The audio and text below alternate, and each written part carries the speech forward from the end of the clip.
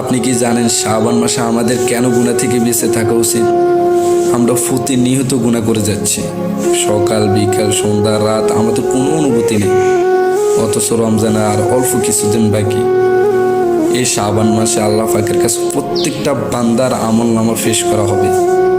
রাসূল সাল্লাল্লাহু আলাইহি সাল্লাম খুব বেশি রোজা রাখতেন এই মাসে, যেটা রমজান ছাড়া অন্য কোনো মাসে রাখতেন না। সাহাবারা জিজ্ঞেস করলেন, ইয়া রাসূলুল্লাহ, রমজান ছাড়া আপনি এত পরিমাণে রোজা এই মাসে কেন রাখতেন? নবী করিম সাল্লাল্লাহু আলাইহি সাল্লাম বলেছেন, শাবান মাসে আল্লাহ পাক রব্বুল আলামিনের কাছে বান্দার সমস্ত আমল পেশ করা হয়। আমি চাই আমি রোজাদার অবস্থায় থাকব, আর আমার রোজাদার হালাতের অবস্থা আমলটা আল্লাহ পাকের কাছে পেশ করা হবে। অথচ আমি আপনি প্রতিনিয়ত গুনাহ করে যাচ্ছি। কোন সময় আমার আমল নামাটা আল্লাহ পাকের কাছে পেশ করা হচ্ছে সেটা কিন্তু আমরা জানি না। তাহলে আজ থেকে নিয়ত করি, রমজান পর্যন্ত আমরা কোনো গুনাহ করব না, যাতে করে আল্লাহ পাকের কাছে আমার আমল নামাটা মাসুম অবস্থা পেশ করা হয়। কি পারবেন না? অবশ্যই পারবেন ইনশাল্লাহ। এখন থেকেই নিয়ত। আমি চেষ্টা করব, আপনারাও চেষ্টা করবেন, আর ভিডিওটা সবার কাছে শেয়ার করবেন।